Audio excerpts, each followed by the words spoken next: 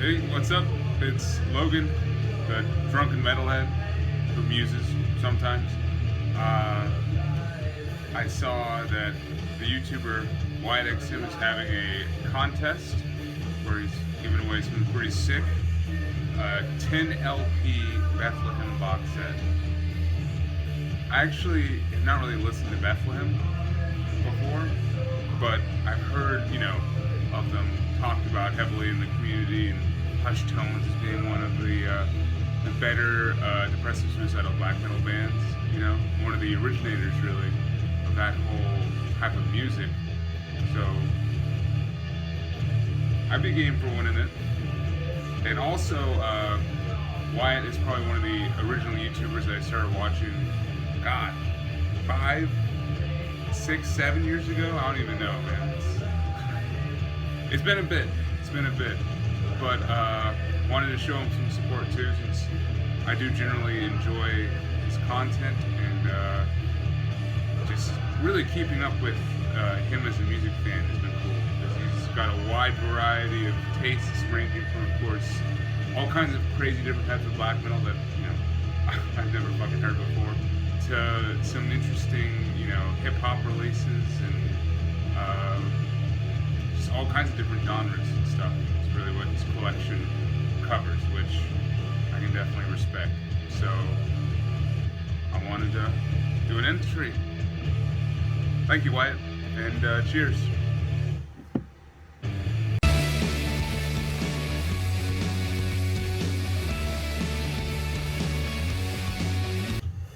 Since this channel, trying to launch, is kind of like a beer-themed metal channel, I had to incorporate at least one brew in some way. So what I'll be sipping on behind the scenes is this Stone Fruits from Sycamore Brewing. It's heavily, and I mean heavily, fruited wheat ale. Like, when I drink this, it's like I'm drinking peaches mixed with nectarine juice, basically. If you're okay with a lot of juice in your beer, this is a very good beer, or juice. And then what we're jamming to in the background is simultaneously some really catchy, poppy, but also very heavy shit. This is Torch's latest album, Admission. Really great hop sludge, I guess. They're the pioneers and one of the few bands in the genre, so I don't know. Cheers to Torch. So to be entered in Wyatt's contest, you have to answer 4 questions.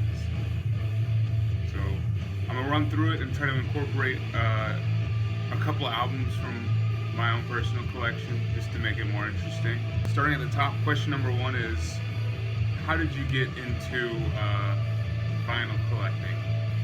And really, I have to trace it all the way back to how I kind of got into music. So I was a latecomer when it came to kind of discovering and finding music that I would really just consider my own, and not something that my parents listened to or a friend listened to. I was about 15 and 16, and it really came at the same time that I got my driver's license and was able to have a CD player in my car that I could just throw on a CD whenever I was going out places, and boom. So I started by collecting CDs, and honestly, even currently, CDs is still the main thing that I collect. It's just a lot more portable. I can listen to it a lot more different, times and places than records, and a lot cheaper too, especially now. Shit, records are expensive now. But records really still offer something quite important to me. It's like owning art, and I know everyone really uses that as a reason why vinyl is so important and unique. It's the first record that I actually ever bought was this album by Origin, Antithesis.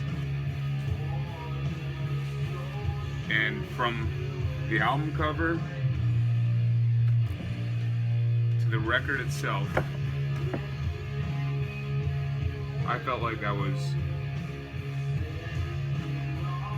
owning something so much more than just music, really. I mean, probably still one of my favorite colored, records that I have in my collection. I haven't even listened to this album in a bit, but still, this is something I'll just pull out every now and then, just look at it. So fucking cool. But as soon as I bought that on a whim back when I was about 16, I was immediately hooked. I mean, I didn't even really have a record player for the first couple months that I was doing it, but whenever I got like an extra 15-20 bucks, I'd head down to the local record store and just find the coolest looking artwork or color LP and pick that up and just, started amassing a collection. And now I've definitely changed how I purchase my records. Usually it's very purposeful purchasing. Like, I want it to be either a record that's important to me or something that I can share with other people, really. So blind buying and just dropping money on a ton of records is something I don't really do anymore. If I do that, it's for CDs, but I don't. Probably always collect records in some shape or fashion.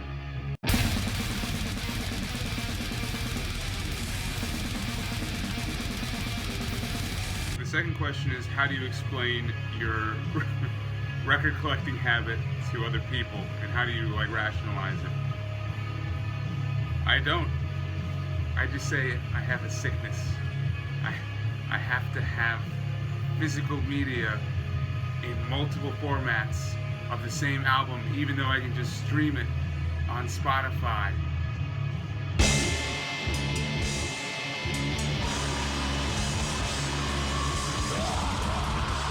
Question 3 was, list an album that has a lot of personal importance to you and kind of give an explanation as to why. So, I'll be honest with you, a lot of the CDs and records in my collection I have a lot of personal connection with, just because I've spent thousands upon thousands of hours of my life with the music, in this collection. And some of these CDs and records I've probably spent, days just listening to and forming connections with, life experiences with, So, I don't know. I try to narrow it down to kind of categories and have an example for each category. So, here's 4 rough examples of different types of personal connections that I've made with, the CDs and the music in my collection. So, example 1 would be a connection you have with an album which it is like the embodiment of how you're feeling at that time of life, Oftentimes, this might just be me, I have a hard time describing how I'm feeling, emotion, what is that? But music can help. So, for example, this album, Hail Folklore by Aglock, one of my favorites of all time. This thing is a masterpiece in my opinion. It came to me around freshman year in college. I was feeling a lot of loneliness, and I guess I was depressed, I don't know. But I just felt disconnected from family and friends and stuff, as I was many states away from where I grew up. But this album came to me and really, throughout its hour-long runtime, represented sonically how I was feeling, even though I couldn't describe it back then. I would put this on and I'd feel some catharsis throughout that whole first couple months of college, and it really, really helped. So I have tons of albums in my collection that really embody different emotional states of mind, if you will, that I'll reach for whenever that's kind of how I'm Another type of album that I personally connect to would be ones that really touch on themes and stuff about relationships that, you know, I kind of experience it. It affects how I view the relationship and the actions that, you know, occurred. For example, not metal, sorry, but Hounds of Love by Kate Bush. The single off of this one, Running Up That Hill, is about being able to be in a relationship with someone else and essentially see the relationship from their perspective, stepping entirely out of your own shoes to just view the problem and the issues from the viewpoint of the other person, and the frustration that it would be something that simple, but for us it's never possible. I don't know. Album is awesome all the way through though.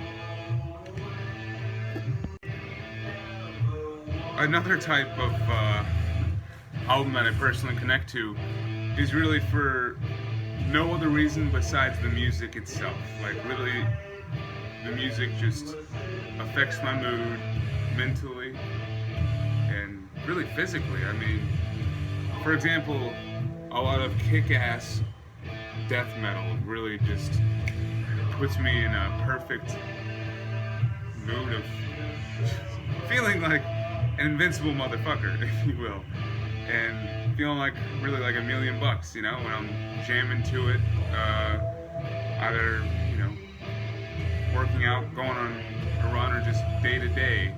And this album by Black Breath definitely does it. Sentence to Life is a kick-ass record that just from start to finish, throughout its 30-minute runtime, just pulverizes you with this hardcore, Entomb style death metal.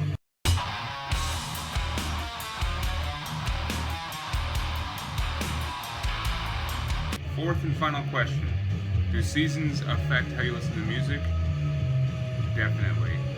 I mean, I go through moods constantly, and a lot of them are probably not dependent on seasons at all, but I definitely know that certain types of music I can directly link to the seasons.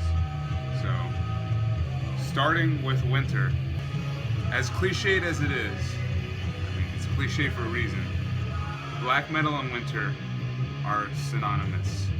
Specifically for me, one of my all-time favorite black metal bands, Dark Throne, is one that I have to listen to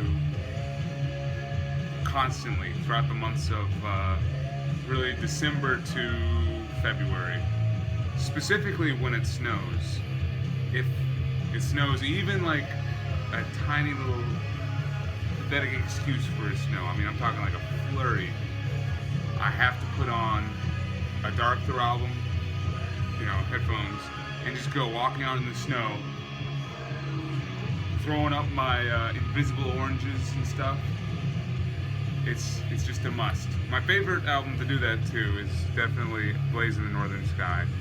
Walking around to In the Shadow of the Horns, or the title track, awesome. And Fenris's drumming on this album is some of my favorite too. But yeah, a lot of black metal music is what I jam to in the winter months. And then it's honestly a little tougher for me to actually get into black metal other months of the year, which is weird. Moving on to the next season, spring, really this is kind of the time of year where there's not like a certain type of music I usually grab for. I'm just going to list what I listened to this past spring. It was a lot of Nawabum stuff. Don't know why, all of a sudden I just felt like diving deeper into that scene, more so than, you know, Judas Priest and Iron Maiden and stuff. So, starting around March, I picked up a bunch of Nawabum records. One of my favorites being this one from Demon, The Unexpected Guest. And this is super catchy, super fist-pumping kind of music, and I guess it just fit the changing of seasons and the warming up of weather and the blooming blooming of flowers and fun stuff like that. But yeah, spring is probably like the time where I notice, being drawn towards types of music the least, if you will. Moving on to summer. This season is a weird one for me, honestly. Summer is my least favorite time of the year. It gets too fucking hot, and it stays the same across the board. And then all the intense rain and everything, I don't know. But this is typically when I'll listen to more just alternative rock and hardcore, or hardcore influenced music. Don't know why.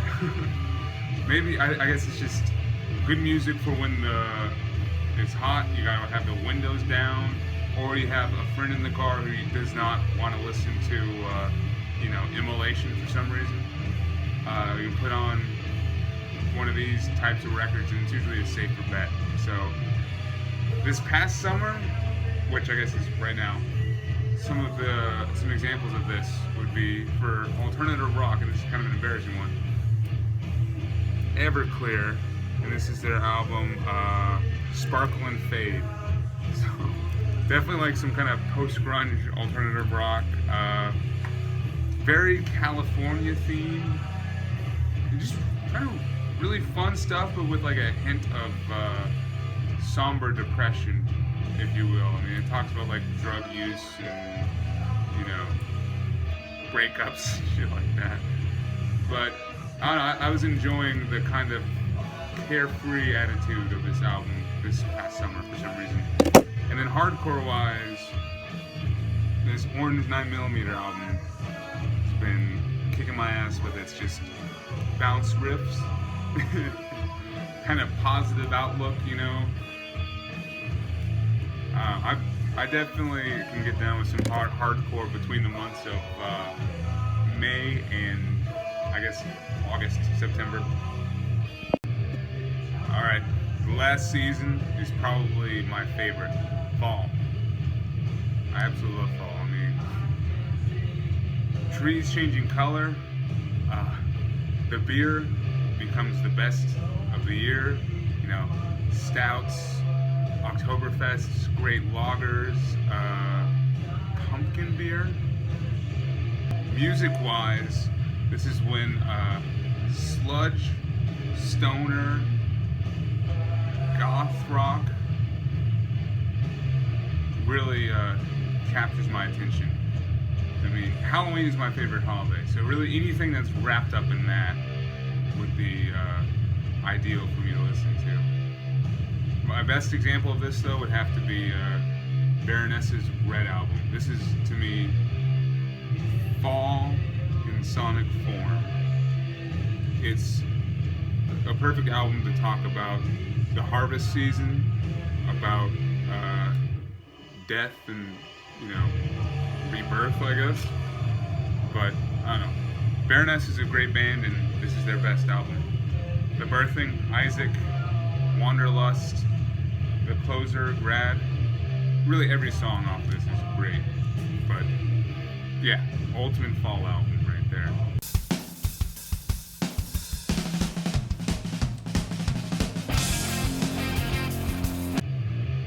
Alright, well, that's my entry. Thanks to Wyatt for hosting this, and I can't wait to see other people's submissions and see how the results come. But cheers, everybody.